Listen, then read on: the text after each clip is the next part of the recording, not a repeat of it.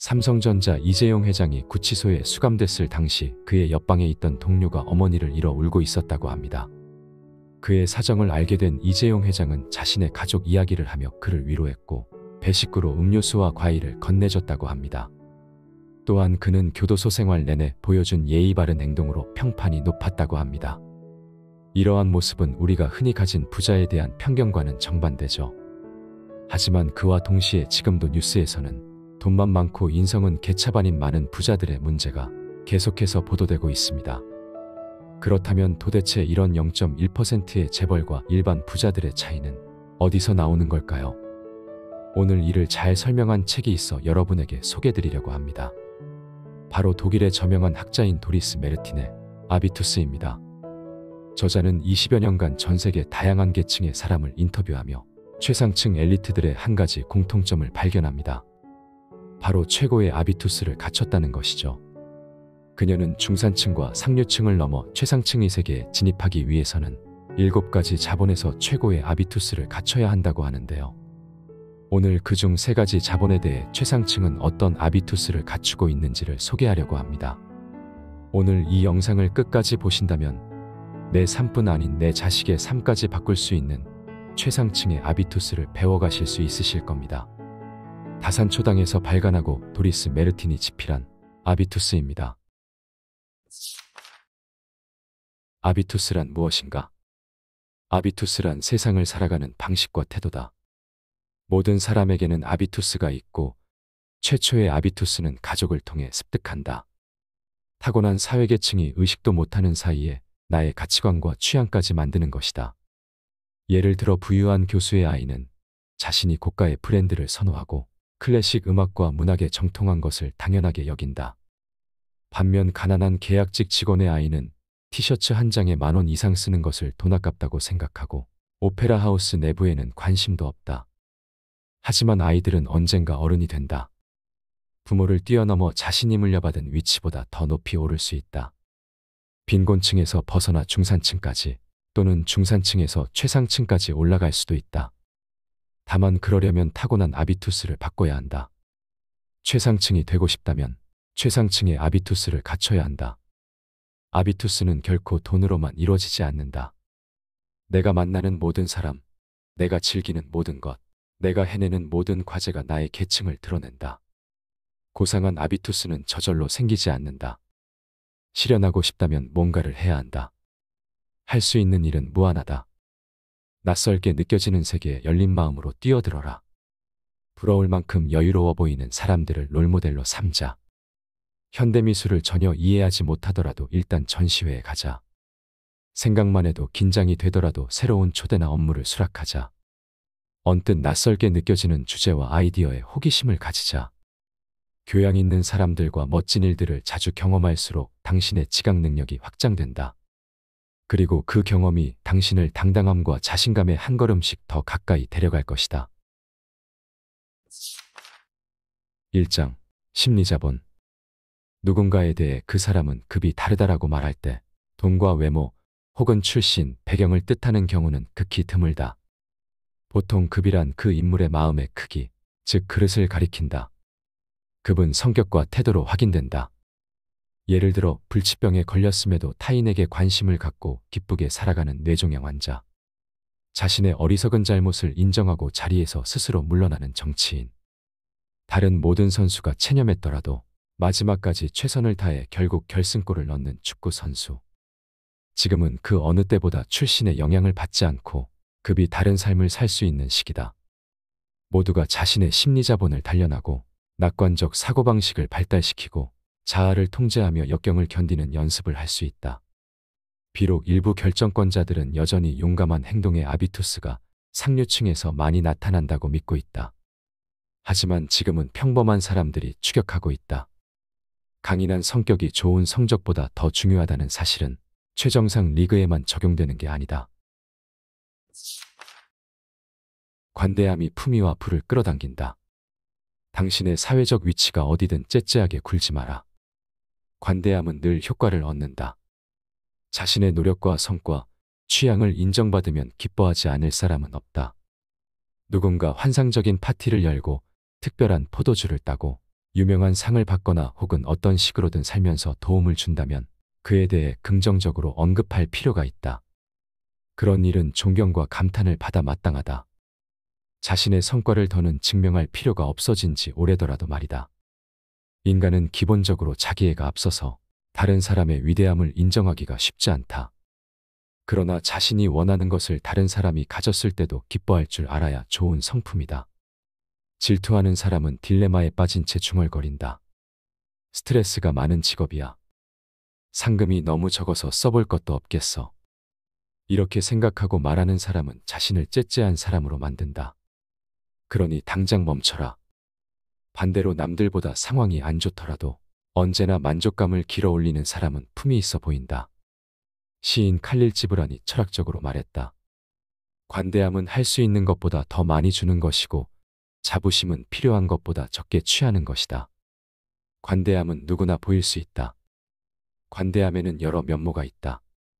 다른 사람에게 신뢰, 시간, 관심을 주는 사람은 관대하다. 다른 사람이 먼저 빵을 고르게 한 후 마지막에 남은 빵을 먹는 사람은 관대하다. 다른 사람의 권리도 존중하는 사람은 관대하다. 다른 사람의 작은 실수를 아무 일도 일어나지 않은 것처럼 모른 채 하는 사람은 관대하다. 다른 사람의 희생으로 이익을 챙길 기회가 있더라도 그것을 이용하지 않는 사람은 관대하다. 자신의 어리석음을 스스로 용서할 줄 아는 사람은 관대하다. 역설처럼 들리지만 관대함은 사소함에서 시작된다. 회복 탄력성의 중요성. 최근에 알고이 지역 알프스를 등산할 때였다. 좁은 비탈길이 이어졌고 길은 미끄러웠다. 어떤 남성과 그의 두 딸이 빠른 속도로 나를 추월했다. 그런데 앞서 걷던 어린 딸이 갑자기 미끄러졌고 가느다란 나무줄기를 가까스로 붙잡았다. 아이 옆은 암벽이었는데 실제로 위험하진 않았지만 매우 가팔랐다. 아이의 입술이 울 것처럼 실룩거렸다. 걱정 마. 아버지가 말한다. 다치진 않았니? 아이가 끄덕이자 아버지가 손을 내민다. 잘했어 릴리. 가자. 15분만 더 가면 오두막이야. 1분 뒤에 셋은 모퉁이를 돌아 사라졌다. 어쩌면 당신은 아버지의 반응이 너무 차갑다고 느꼈을지도 모른다. 잠깐 쉬면서 딸의 마음을 달래줘야 하지 않을까. 안아주며 위로해주고 초코바를 꺼내주거나 아니면 등산을 중단하거나. 하지만 아버지는 아무 일 없었던 것처럼 계속 산을 올랐다. 사실 아무 일도 없었던 게 맞다. 딸들은 아버지의 이런 반응에서 미끄러지는 것은 대수롭지 않은 일이며 비극적일 필요가 없다는 사실을 배운다. 오두막에 도착할 때쯤이면 짧은 놀람은 벌써 잊힐 것이다. 그러나 아버지가 보여준 태어남은 아비투스에 각인되고 이는 미래의 크고 작은 위기에 딸들이 어떻게 대처하느냐에 다시 영향을 미친다. 넘어졌으면 다시 일어나서 숨을 크게 쉬고 계속 가던 길을 가면 된다. 영국의 상류층, 미국의 동해안 부유층, 혹은 독일의 프로이센 귀족, 모두 어느 정도의 엄격함을 양육 원칙의 일부로 삼는다. 엘리트 자녀들은 엘리트 기숙학교의 추운 저택에서 단련을 받는다. 엘리트 교육은 전문 지식으로만 이루어지지 않는다. 스포츠 정신, 자제력, 탄력성, 수용력 같은 성격 강화가 전문 지식 습득보다 더 중요하다. 미래의 엘리트들은 비가 오나 바람이 부나 운동을 하고 엄격한 규칙을 따르고 스파르타식 생활을 하며 어려운 고대 그리스어와 라틴어를 배우고 역경을 견디고 인내하는 법을 익힌다.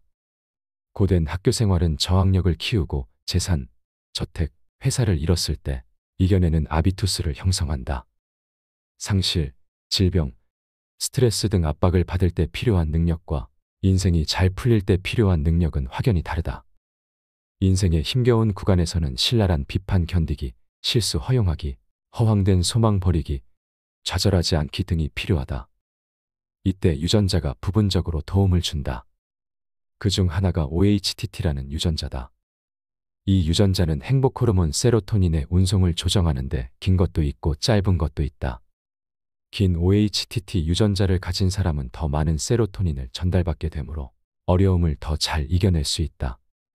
그러나 덜 튼튼한 신경 갑옷을 입고 태어난 사람도 심리적 안전성을 높일 수 있다. 회복 탄력성은 훈련으로 키울 수 있다. 어려운 상황에 놓일 때마다 우리는 회복 탄력성을 훈련하는 소중한 기회를 갖는다. 극심한 정체, 슬럼프, 12번째 거절. 우리는 이런 역경에서 많은 것을 훈련할 수 있다. 감정 폭발을 억제하는 법, 피할 수 없는 일을 받아들이는 법, 불행 중 다행을 인식하는 법, 도움을 받아들이고 해결책과 대안을 찾는 법. 독일의 심리학자 안드레아 오치는 실패 경험 후의 행동력을 성공한 사람들의 가장 중요한 특징으로 봤다. 아직 성공하지 못한 사람은 역경이 닥치면 괴로워하고 심지어 원망하는 반면, 행동력 높은 사람은 주저앉지 않고 재빨리 새로운 목표를 향해 나아간다. 그들은 그런 정신력을 요정으로부터 탄생 선물로 받은 게 아니다. 그들은 위기 때 그냥 머리를 물 밖으로 내놓고 버틴다. 플랜 A가 실패하면 당황할 필요 없다. 플랜 B, 플랜 C, 알파벳은 아직 25개나 더 있다라는 사실을 깨달았기 때문이다. 신체 근육과 마찬가지로 내적 저항력도 체계적으로 단련한 덕분에 그들은 어려운 상황에서 다른 사람보다 더 위험 있게 대처한다. 어려움을 극복하는 법은 어렸을 때 배우는 게 가장 좋다. 안정적인 가정의 자녀들은 양육 과정에서부터 유리하다. 친구들과 종종 다툼이 있고 학교 성적이 완벽하지 않더라도 직접 경험하고 스스로 문제를 해결해보는 기회를 얻는다. 거절 견디기, 실수 해결하기는 유쾌한 일이 아니다. 그러나 한계에 부딪히거나 일을 엉망으로 망쳤더라도 스스로 돕는 법을 배우면 재앙으로부터 안전하다. 그러므로 아이들에게는 사사건건 간섭하는 헬리콥터 부모 대신 고난을 견디고 그 속에서 최고의 결과를 만들어내는 여유로운 동행자가 필요하다. 어려움을 이겨내는 능력이 없으면 예상되는 위험을 감수하지 못한다. 그러나 위험을 감수하지 않으면 큰 성공은 기대할 수 없다. 캐나다 아이스하키계의 전설인 웨인 그레츠키는 이런 말을 남겼다. 쏘지 않으면 명중 확률은 0%다. 2장 경제자본. 돈을 다루는 방식이 품격을 결정한다. 돈은 좋다. 오래된 돈은 더 좋다. 대를 이은 부자들은 재산만 물려받는 게 아니기 때문이다. 그들은 돈을 투자하고 운용하는 방법을 저절로 배운다. 직장 생활을 시작해 서서히 소득을 늘려가는 사람은 승진하면서 자연스럽게 더 고급스러운 라이프 스타일을 누린다. 상위 10%의 약 4분의 3이 적어도 50세이고 그들 중 40%가 벌써 퇴직 생활을 한다. 다시 말해 그들에겐 돈에 익숙해질 시간이 많이 남아있다. 그들은 큰 돈을 안정적으로 잘 다룬다. 하지만 행운이나 우연, 이상한 방식으로 벼락부자가 된 사람은 갑자기 많아진 돈을 다루기가 훨씬 힘들다. 이때 그들의 전형적인 패턴이 나타난다. 금시계, 화려한 파티, 고급 세단, 명품 옷. 20년 노동 끝에 소규모 공장을 히든 챔피언으로 도약시킨 기업가는 다르다. 이런 경우 새로 번 돈이 오히려 너무 적어 보인다. 한 회사가 두각을 나타내면 책임과 함께 통장 잔고도 올라간다. 그러나 재정적 지위에 맞는 품행을 익힐 시간과 동기가 부족하다. 그러면 몇 년 뒤에는 문화와 미학, 고유한 경력과 아이디어를 가진 사업 파트너, 최정상 리그 소속감 등이 부족함을 자각하게 된다. 최고급 리무진, 수영장 딸린 저택, 휴양지에 여름 별장을 가졌음에도 최정상 리그에 있는 것이 어쩐지 불편하다. 콘서트홀을 통째로 살 수는 있어도 수준 높은 음악에 대한 지적 소양은 돈으로 살 수 없다. 아비투스가 재정적 성장보다 걸음이 느리기 때문이다. 그래도 둘의 수준을 맞추는 건 오랜 시간이 걸리겠지만 불가능하진 않다. 몇 달 전에 윌리엄 왕자로부터 영구광실 훈장을 받을 때 빅토리아 베컴은 고상한 남색 드레스를 입었고 머리는 소박하게 뒤로 질끈 묶었으며 화장을 거의 하지 않았다. 걸그룹 스파이스걸스의 전 멤버인 그녀는 원래 그리 우아하지 않았다. 스타일 비평가들은 프로축구 선수의 아내이자 가수인 그녀를 세계에서 가장 형편없는 스타일로 선발하기도 했다. 당시 이미지는 깡마른 몸매, 긴 머리, 하이힐이었다. 10년 뒤 그녀는 톱클래스에 올랐고 매니지먼트 투데이로부터 올해의 여성 사업가로 선정되었으며 남편과 함께 여왕보다 더 부자가 되었다. 지금 이미지는 독보적 클래스다. 미국 심리학자 스티븐 골드바트는 예기치 않은 금전적 행운이 낳는 심리적 결과를 벼락부자 증후군이란 단어로 요약한다. 갑자기 많은 돈이 생긴 사람이 옛날 관계를 쉽게 잃어버리는 현상을 뜻한다. 벼락부자들은 과하게 소비를 하거나 심하게 인색해지기 쉽다. 또한 옛날 친구들로부터 소외되고 새롭게 속하게 된 부자 그룹에서도 겉돌아 사회적으로 고립된 기분을 느낀다. 처음에는 다 어렵기 마련이다. 부유함도 학습이 필요하다. 부자로 인정받으려면 그에 맞는 품격을 갖춰야 한다. 재산 총액보다 그걸 다루는 방식이 훨씬 중요하다. 얼마나 넓고 깊은 안목으로 자산을 투자하고 격에 맞게 소비하느냐가 중요하다. 모두가 이 두 가지를 갖춘 건 아니다. 전문가의 조사에 따르면 로또 당첨자의 80%는 2년 뒤면 원점으로 돌아가거나 심지어 더 가난해진다. 수학자 크리스티안 프리츠는 재정적 성공의 길은 과정이지 이벤트가 아니다라는 문장으로 이 현상을 깔끔하게 설명했다. 다른 6가지 자본을 얻기 위한 소비. 높은 경제 자본은 삶을 쉽게 만든다. 재정 자원이 넉넉하면 더 과감해질 수 있다. 대출 없이 마련한 자가주택과 수억 원의 여유자금을 가진 사람은 수천만 원을 장롱에 넣어두지 않고 수익률이 높은 위험 상품에 과감하게 투자할 수 있다. 말하자면 자산 증식을 위해 애를 쓰느냐 마느냐는 중요하지 않은 것 같다. 자산 증식을 일찍 시작할수록 어차피 자본이 더 많이 일한다. 자산을 증식할 기회는 모두에게 열려 있다. 이 기회를 잡으려면 3가지 법칙을 지켜야 한다. 첫째, 소비 때문에 빚을 져선 안 된다. 둘째, 비상금을 마련해둔다. 셋째, 분별 있게 투자한다. 무리해서도 안 되고 너무 소심해서도 안 된다. 3가지 습관 모두 아비투스의 문제다. 돈 다루는 법을 어떻게 배웠는가? 돈에서 무엇을 기대하는가? 어떤 삶을 살고자 하는가? 이로써 우리는 도약 지점에 도달했다. 답해보라. 당신은 어떤 삶을 살고자 하는가? 물론 할머니, 할아버지에게 배운 것처럼 식당에서 메뉴판을 언제나 맨 밑에서부터 위로 올라가며 읽을 수 있다. 그러면 비싼 메뉴에 눈이 가기 전에 운 좋게 괜찮은 메뉴를 발견할 수도 있다. 건축자재를 중고로 구매하고 책과 잡지 그리고 넷플릭스 구독을 끊어 매달 5만 원을 절약하면 1년에 60만 원이 되고 10년이면. 다만 문제는 그렇게 하면서 우리가 정말로 행복할 수 있느냐다. 가능한 한 많이 모으는 것이 중요하므로 동전 하나까지 아끼며 살 것인가? 자식도 있고 연금도 넉넉하게 확보되지 않았으면 그래야 할까? 아니면 뒷면 없는 앞면은 가짜다라는 마르틴 발저의 말을 믿는 것이 더 나을까? 부연구에서 언급되지 않은 한 가지가 있다. 돈을 아끼는 사람들은 불필요한 지출만 안 하는 게 아니다. 그들은 무분별하지만 풍성함을 주는 기쁨의 순간을 누리지 못하고 지평을 넓히는 경험도 하지 못한다. 스크루지 맥덕 같은 세계 저축왕은 구두쇠 아비투스로 생을 마감할 위험이 있다. 구두쇠 아비투스는 많이 성취하고 적게 경험하고 통장과 시세 차익만 보는 좁은 시야를 갖는다. 돈이 사람을 영리하게 하고 교양 있게 하고 경험하게 하고 좋은 관계망으로 이끌어준다. 돈에서 이런 효과를 얻으려면 나머지 6가지 자본 유형을 확대하는 데 의식적으로 돈을 써야 한다. 넉넉한 통장 잔고는 심리 자본을 강화한다. 우리는 안전하다고 느끼고 인생이 두렵지 않으며 더 나아가 만족감을 느낀다. 추가 교육에 소비된 돈은 지식 자본을 늘린다. 독서, 전시회 관람, 여행에 소비된 돈은 문화 자본을 늘린다. 초대하거나 초대에 응하면 돈은 들지만 사회 자본이 늘어난다. 좋은 옷을 사거나 일주일 동안 바닷가에서 휴양하면 경제 자본이 신체 자본으로 바뀐다. 고급 아비투스가 만든 삶을 누리면서 동시에 경제 자본을 보존하는 2마리 토끼를 다 잡을 수 있는 사람은 슈퍼리치뿐이다. 그 외 모든 사람은 자산 증식과 다른 자본 유형의 확장 사이에서 균형을 잡아야 한다.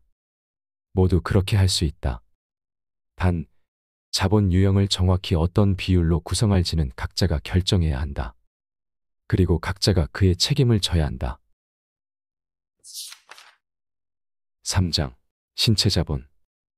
과시와 지위 상징은 필요 없다.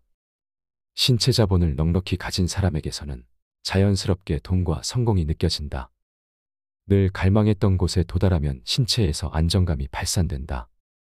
심지어 셔츠에 반바지 차림으로 돌아다녀도 성공 아비투스는 드러난다. 성공이 커질수록 행동이 자연스러워지고 더 편안해지며 사회적 상승을 위해 애쓰는 사람들의 특징인 신체적 어색함이 줄어든다. 몸매, 피부, 걸음걸이, 미소, 몸짓 언어와 시선에 미묘한 차이가 생긴다.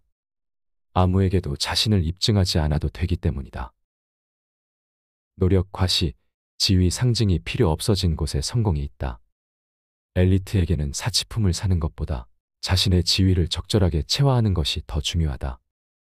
개인 트레이너의 안내를 받으며 몸과 정신의 주의를 기울인다. 독일의 막스 그룬디 병원의 설문에 따르면 중산층에서도 5분의 1이 전문가의 안내를 받아 운동과 섭식을 최적화하고 3분의 1이 건강앱을 사용한다. 암묵적인 성공 코드는 냉혹하다는 의식 때문에 신체에 돈을 쓴다. 직업적, 사회적으로 존재감을 드러내려면 키가 큰 것이 이상적이고 단련된 몸에 날씬한 편이 좋다. 물론 예외도 있지만 보편적인 사실이다. 다른 모든 자본 유형과 마찬가지로 신체 자본 역시 계층마다 불균등하게 배분되어 있다. 신체 자본의 차이가 일찍 드러난다. 어떤 체형으로 살아갈지, 어떤 기운을 몸에서 발산할지, 어떤 태도로 몸을 대할지가 유년기에 정해진다. 10살 이전에는 계급 조건 때문에 건강에 안 좋은 영향을 더 많이 받는다.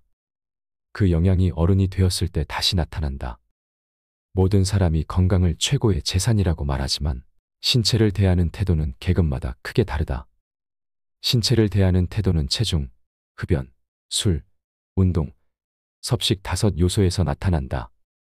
저마다 5요소 모두에 영향을 미칠 수 있는데 한 요소만큼은 모든 계층이 똑같다. 모두가 술을 너무 많이 마신다.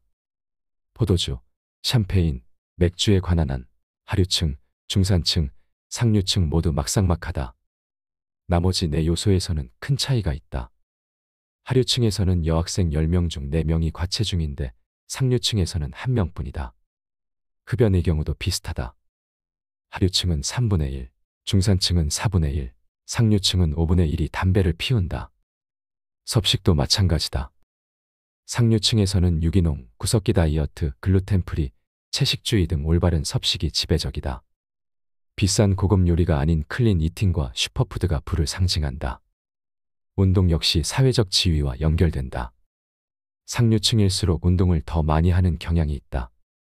부유한 사람은 그냥 오래 사는 게 아니라 자신이 원하는 신체 조건을 유지하며 오래 산다. 좋은 옷과 세심한 자기관리를 통해 자연스럽고 활기찬 아우라가 생긴다. 이런 아우라는 좋은 유전자가 아니라 균형 잡히고 우수한 생활 습관과 훨씬 더 관련이 많다. 상류층은 사생활과 직장 생활의 목표를 달성하기 위해 신체 자본을 단련한다. 건강한 생활 습관은 완전히 내면화되어 의식적으로 신경 쓸 필요조차 없다. 옛날과 달리 스트레스는 자제력 부족으로 통하고 휴식과 회복이 새로운 지위 상징이 되었다. 반면 하류층은 건강과 관련하여 자신의 생리학적 조건을 과대평가하는 경향이 있다. 계층별로 신체와 정신을 대하는 기본 태도가 아주 다르다. 상류층은 각자가 자신의 건강을 관리해야 한다고 여기고 하류층은 건강을 선천적이라고 생각한다. 좋은 소식이 있다. 건강한 생활 습관은 특정 계층만이 누릴 수 있는 특권이 아니다. 설탕, 담배, 탄산음료 소비를 줄이고 채소와 물을 많이 섭취하고 자전거 타기와 걷기, 휴식과 수면 시간을 늘리면 된다. 건강에 막대한 돈을 쓰는 사람도 있지만 앞에 열거한 방식에는 큰 비용이 들지 않는다. 문제는 비용이 아니라 다른 데 있다. 의도적으로 저항하지 않는 한 우리는 출신 아비투스에 붙잡혀 있다. 이는 건강에도 영향을 미친다. 그런 의미에서 가난한 사람들이 더 불리하다. 그들은 부자들보다 더 힘들게 몸에 밴 습관을 버리고 건강한 생활 습관을 익혀야 한다. 다이어트를 해본 사람이라면 습관을 버리기가 얼마나 어려운지 알 것이다. 그럼에도 건강한 생활 습관을 위한 투자는 우리 모두에게 필요하다.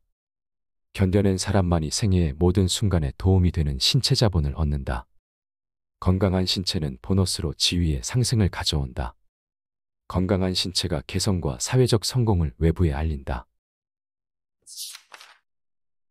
진정한 보스는 마라톤을 즐긴다. 독일에선 매년 10만 명 이상이 마라톤 완주를 위해 자신과 싸운다. 대략 800명 중 1명이 마라톤 완주에 도전하는 셈이다. 그러나 아주 작은 집단이 이런 통계치를 무너뜨린다. 독일의 상위 30개 기업의 보스들은 100명 중 10명이 마라톤을 완주한다. 이는 그들의 체력이 기업에 도움이 된다는 증거가 된다. 스포츠에 열정적인 최고 경영자가 경영하는 기업은 몸에 신경 쓰지 않는 사장이 경영하는 기업보다 평균적으로 약 5에서 10%더 가치가 높다. 신체가 단련된 최고 경영자는 기업의 인수합병에서도 상당한 부가가치를 올린다. 두 연구자는 운동 실력의 척도로서 성공적인 마라톤 참여를 제시한다. 그리하여 다음이 입증된다. 스포츠에서 자신과 싸워 이기는 사람은 다른 일에서도 높은 성과를 올린다. 최고의 실력을 이끌어내는 방법은 많다. 굳이 마라톤이어야 할 필요가 있나? 반드시 그렇진 않다. 하지만 그렇게 많은 최고 경영자가 특권처럼 마라톤을 결정하는 데는 이유가 있다. 어떤 종목을 선호하느냐는 개인의 취향만이 아니다. 이때 사회적 지위 역시 중요한 역할을 한다. 부르디웨가 상세하게 설명한 것처럼 고급 아비투스를 가진 사람들은 주로 아름다운 장소에서 예외적인 시간에 혼자 혹은 직접 고른 파트너와 연습할 수 있는 종목을 선택한다. 이를테면 요트, 등산, 테니스, 스키, 골프 등. 또한 그들은 과한 근육질 몸매는 선호하지 않는다. 상류층은 움직임이 우아하고 날씬한 실루엣을 만드는 종목을 선호한다.